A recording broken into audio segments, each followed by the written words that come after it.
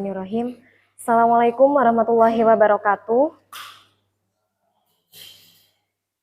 The Honorable my Chief of Examiner, Mr. Suyono MP, the Honorable of my Examiner, Mr. Didi Wahyudi, MSI, and the Honorable my Supervisor, Mrs. Nuri Siti Resmisari, MSI, and the Honorable my Supervisor, Mr. Mukhlis Fahrudin, MSI.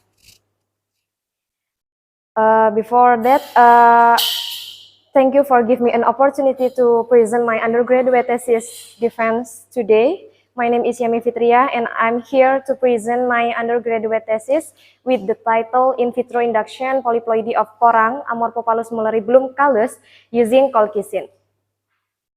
Chapter 1, Research Background. Various kinds of plant cultivars created by Allah Subhanahu wa Ta'ala contain many benefits. This is contained in the word of Allah Subhanahu wa Ta'ala in Quran Surah Syu'ara verse 7. Bismillahirrahmanirrahim. Awalam yarau ilal ardi kam ambatna fiha min kulli zawjin karim. Do they not look at the earth, how many noble things of all kinds we have produced therein? Quran Surah Syu'ara verse 7. According to Qurtubi's interpretation 2000, the word karim means good and noble. One of the plants created by Allah Subhanahu wa Ta'ala which has a lot of potential is porang. Amorphophallus mulleri Bloom, or generally people in Java know by the name is porang. Porang plant is a member of the Taro family from Araceae and wild in tropical forests. And on the petiole, a pulp will grow. This is one of the characteristic of the porang that distinguishes porang from other Amorphophallus. In the tubers of porang, the high glucomannan content in porang tuber contain 45 until 65%, and glucomannan is a hydrophilic polysaccharide that can be produced from tubers of porang.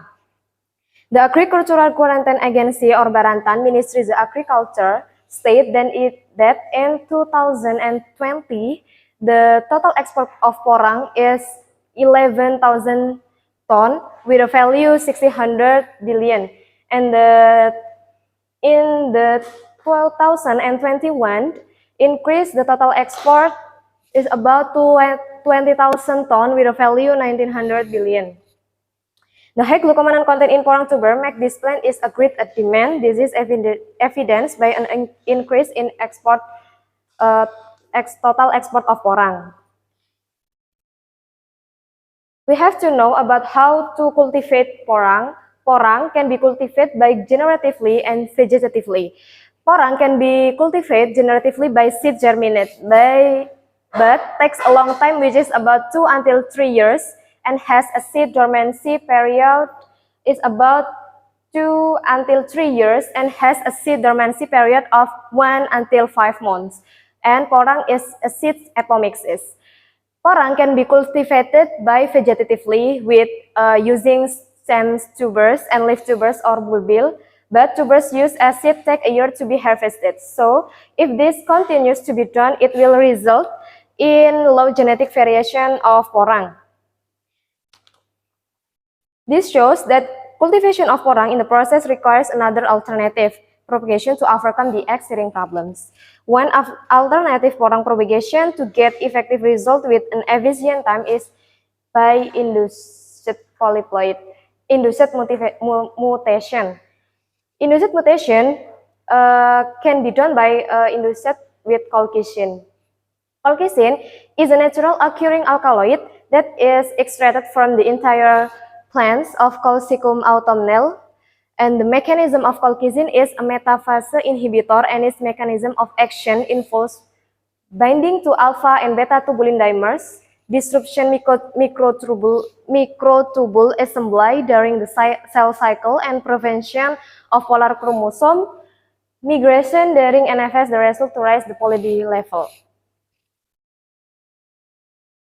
Polyploid are centered on the effect of genomic change and increased genetic variation. Polyploid are organisms with multiple sets of chromosomes in excess of the diploid number.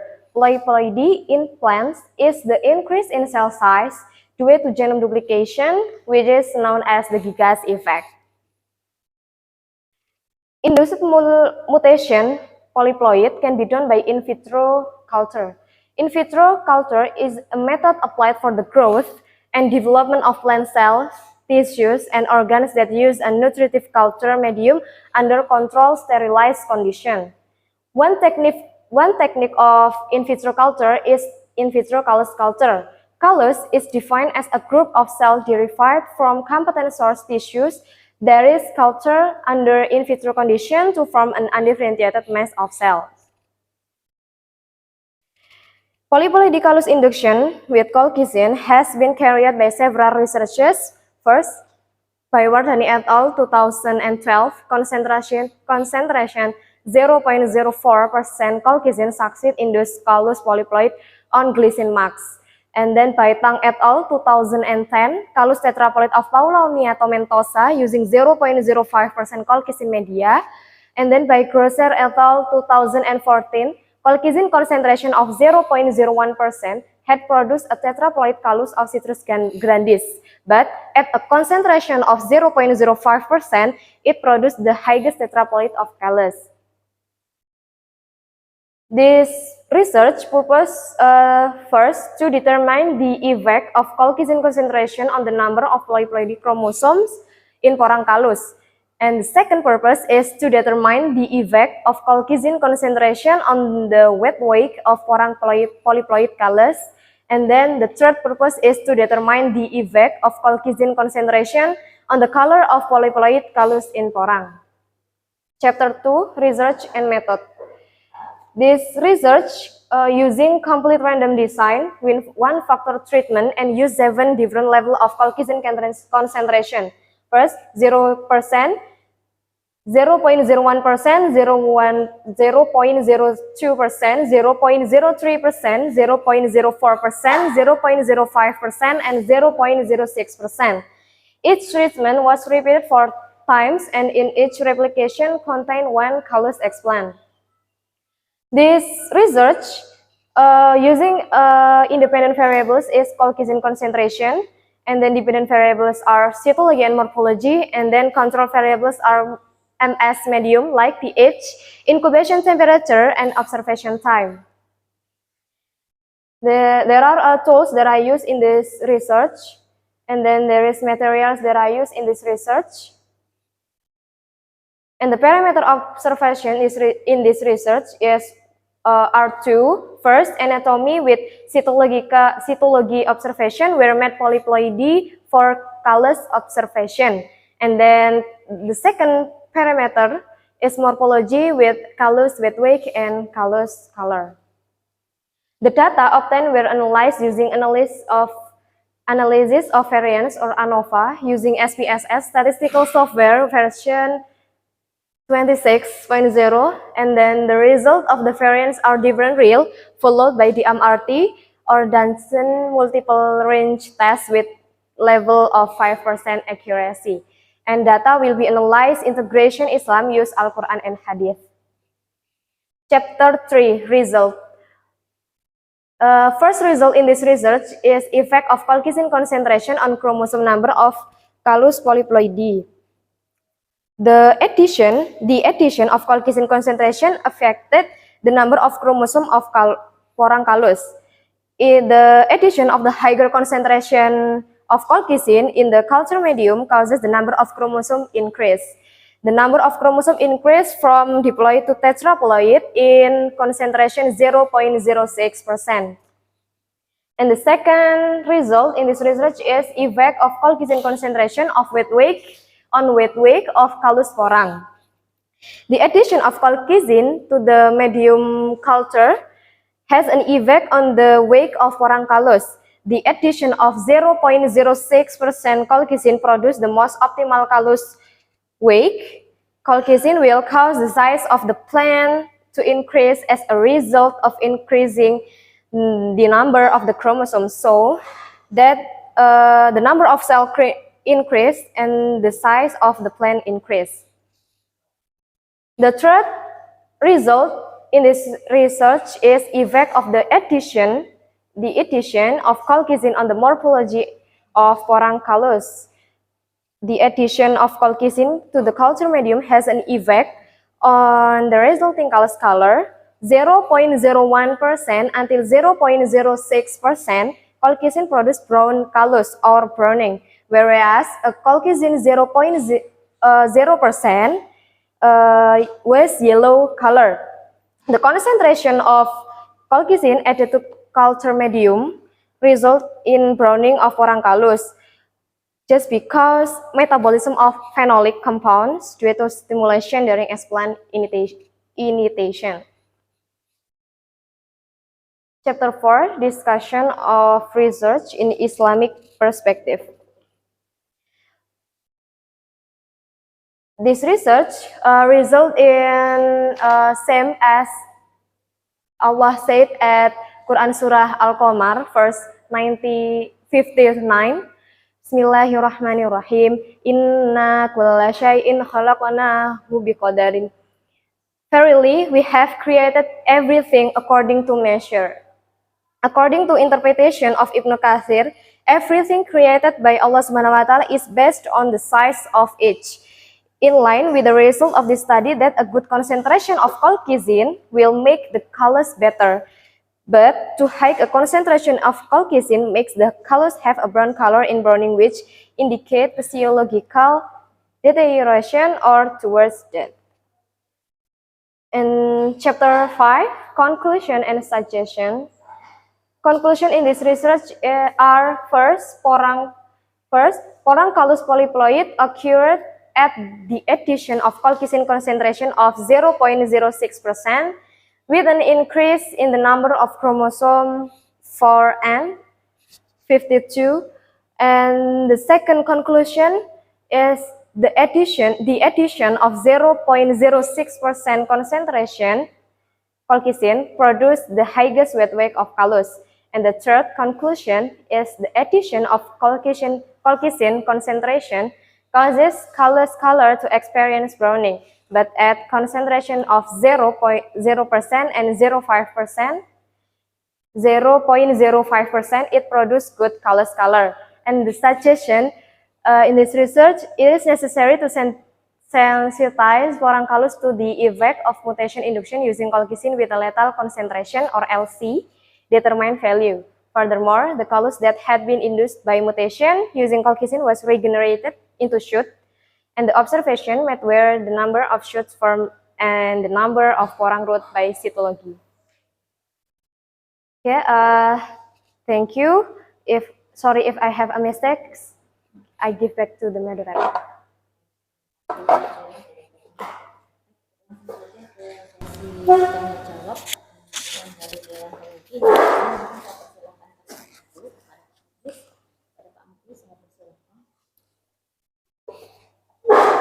Ya, baik, terima kasih.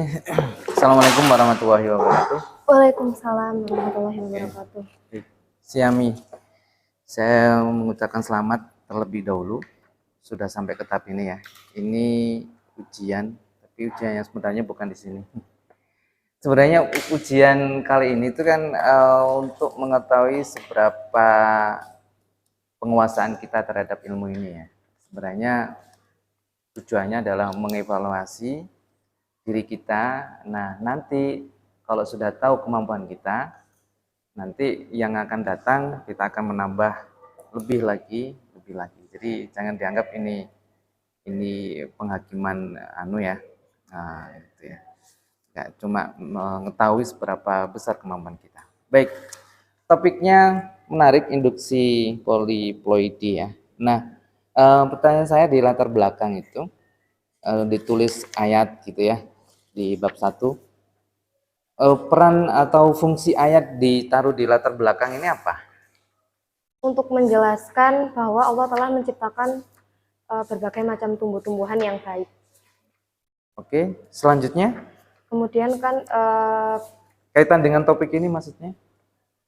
Saya khususkan ke porang itu sendiri, Pak. Jadi porang kan mengandung berbagai macam manfaat ya, Pak. Bisa pangan, obat-obatan, sama industri.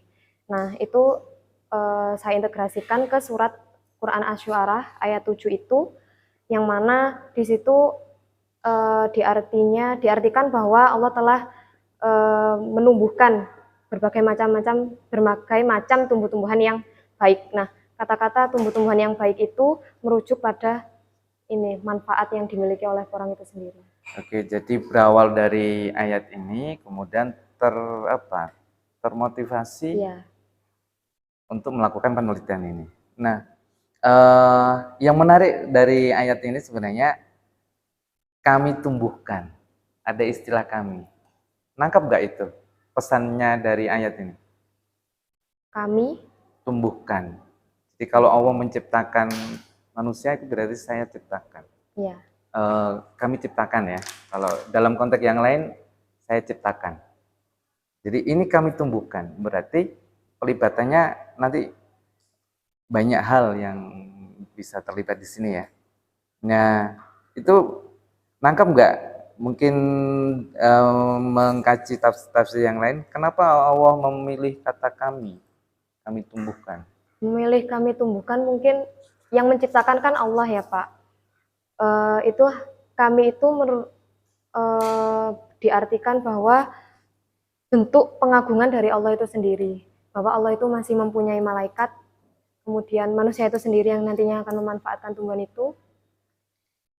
Oke. Sumbernya nanti dilengkapi ya. Jadi kami, ada istilah kami tumbuhkan ini sebenarnya apa maksudnya gitu ya. Kemudian mingkuli yaucin karim, yaucin karim itu kan berpasangan ya. Ya, Dari nangkep nggak ini pesan dari Al-Quran ke apa? Ini kok berpasang-pasangan ini apa? Dari ayat ini dijadikan latar belakang? berpasangan mungkin dari jenis tumbuhan itu sendiri secara umum.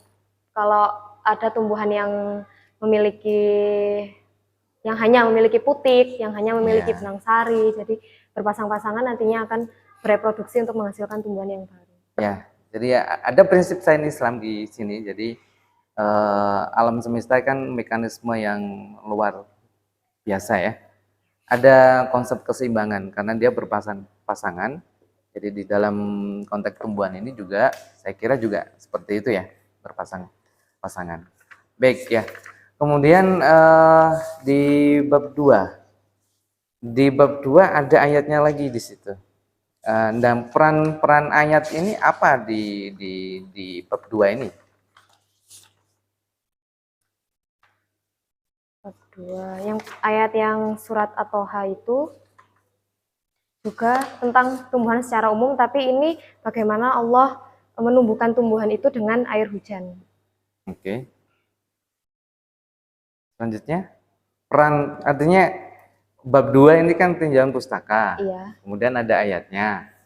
Ayat di sini itu sebagai apa? Berarti sebagai ini. berperan sebagai apa atau fungsinya? Kenapa naruh ayat di bab 2? Karena saya kan ini Pak menjelaskan tentang tumbuhan itu ya Pak ya. Nah di Al-Quran juga banyak ayat Al-Quran yang menjelaskan tentang tumbuh-tumbuhan. Nah di sini saya ingin menumbuhkan tumbuhan porang itu sendiri. Di sini saya pakai surat At-Toha karena saya melihat arti yang kami menumbuhkan air hujan itu. Kami tumbuhkan dengan air hujan itu berjenis-jenis tumbuh-tumbuhan yang bermacam-macam. Oke, jadi bab 2 itu tinjauan pustaka. Ya, Nah, literasi dari ayatnya itu digunakan sebagai pedoman kita di dalam melakukan penelitian. Artinya ayat ini dijadikan sebagai apa landasan kuat kita untuk melakukan penelitian. penelitian. Nah, makanya ini dipisahin ya dari tumbuhan orang dalam perspektif Islam itu apa saja. Nah, kemudian di tinjauan pustaka ini kita memendomani ini sebagai upaya untuk mensyukuri nikmat Allah untuk melakukan penelitian. Jadi penelitian itu digunakan untuk dalam upaya memahami kehendak Allah dari penciptaan orang ini. Nah, kemudian In vitro, ini kan kita pakai teknologi in vitro ya, Ya, rekayasa in vitro. Apakah dibolehkan dalam Islam? setelah melihat beberapa ayat di dalam Al-Quran, saya pakai surat Al-A'raf ayat 58 itu, Pak. Di mana yang diartikan bahwa tanaman-tanamannya tumbuh subur dengan seizin Allah, dan tanah yang tidak subur, tanaman-tanamannya hanya tumbuh merana. Nah, artinya tumbuh-tumbuhan itu atau tanaman itu kan tumbuh di tanah yang baik. Nah, tanah yang baik itu artinya kan juga dapat diartikan sebagai media yang baik, media tumbuh yang baik. Tanah diartikan sebagai media tumbuh yang baik. Nah, media tumbuh yang baik itu tidak hanya tanah saja. Dari perkembangan kemajuan iptek itu adanya kultur in vitro, di mana ada media di dalam kondisi yang steril yang digunakan sebagai pengganti tanah, sehingga tumbuhan itu tidak ditanam hanya di lapangan saja, bisa ditanam di dalam ruangan. Oke, teknologinya? Teknologinya in vitro. Dibolehkan apa tidak? Dibolehkan berdasarkan fatwa MUI itu, Pak. Oke, apa itu? Bisa dijelaskan? Fatwa di bab 4 dituliskan bahwa Ditakutkan kita melakukan rekayasa teknologi itu malah menimbulkan kerusakan di muka bumi. Nah, berdasarkan fatwa MUI nomor 35 tahun 2013 itu, bahwa rekayasa genetika dan produknya itu dikeluarkan dengan pertimbangan beberapa hal yang dibolehkan dengan syarat tidak menimbulkan bahaya, mudorot, dan menimbulkan manfaat. Oke. Nah, jadi kesimpulannya penggunaan teknologi di dalam Islam dibolehkan dengan syarat syarat lebih banyak manfaatnya dibandingkan Jadi kan teknologi itu pada hakikatnya kan bersifat antroposentris ya. Artinya di dalam Islam itu pengembangan teknologi itu berazaskan kebermanfaatan. Kalau tidak bermanfaat maka jangan dikembangkan teknologinya. Kalau ini in vitro, konsep in vitro ini bermanfaat, maka inline dengan Islam rekayasanya itu. Kemudian ini nanti ditambahkan ya, teknologi menurut Islam itu. Yang kedua, penggunaan teknologi itu bagian dari rasa syukur kita. Jadi karena kita dikaruniai akal, kemudian difasilitasi alam semesta kayak begini, mekanismenya luar biasa, dan penggunaan teknologi adalah bagian dari rasa syukur kita, dan nantinya untuk kebermanfaatan banyak orang. Jadi amal jariahnya bisa dari sini nanti. Jadi kita bikin in vitro, produksi dengan teknologi kayak begini, ternyata punya manfaat ke banyak orang. Nah, itu bisa jadi nanti mendapatkan amal jariah dari temuan ini. Jadi ada sains, ada teknologi. Kalau sainsnya itu ilmu pengetahuannya, pengembangannya juga sama. Jadi ada basic filosofi dari nilai-nilai Islam harus masuk.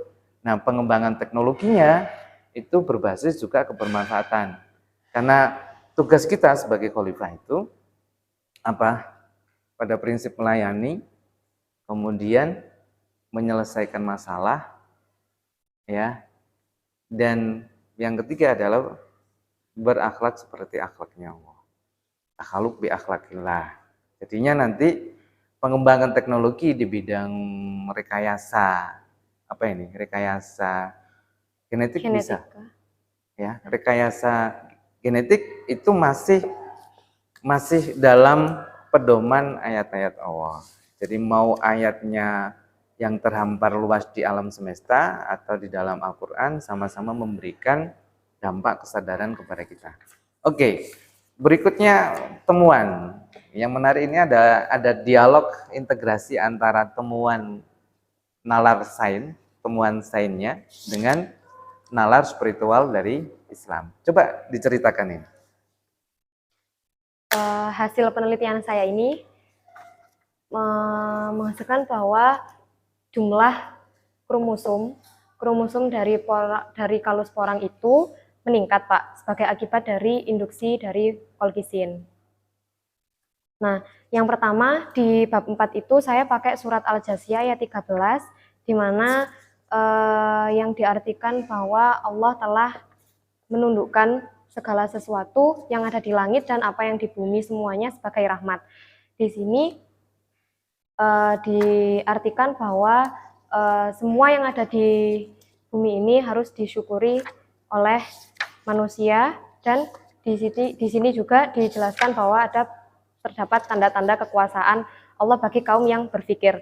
Berpikir di sini dikembalikan lagi ke manusia untuk memanfaatkan apa yang ada di bumi, di mana pemanfaatan dari pertama pemanfaatan dari porang itu sendiri, kedua pemanfaatan dari agen mutasi yaitu kolkisin untuk menginduksi poliploidi dari porang itu. Oke. Kemudian dari penelitian saya ini juga didapati hikmah, ada hikmah rasa syukur sama hikmah tauhid sama rezeki. Mensyukuri apa rezeki yang telah Allah berikan. Nah, rezekinya itu berupa tumbuhan itu dan agen mutasi tadi. Kemudian tauhidnya itu diartikan bahwa Allah telah menurunkan segala sesuatunya itu kepada manusia dan harus dimanfaatkan oleh manusia itu sendiri. Oke, di halaman 20 sama 37 itu perbedaannya apa? Ada 20 kan kajian penelitian tanaman poliploid dalam Islam, sama yang 37.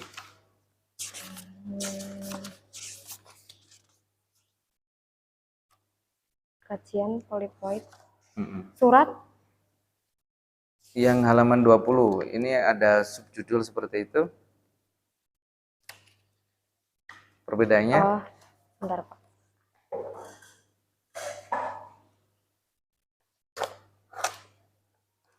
Sama, kalau halaman 20 itu ayatnya diartikan bahwa manusia itu sebagai khalifah.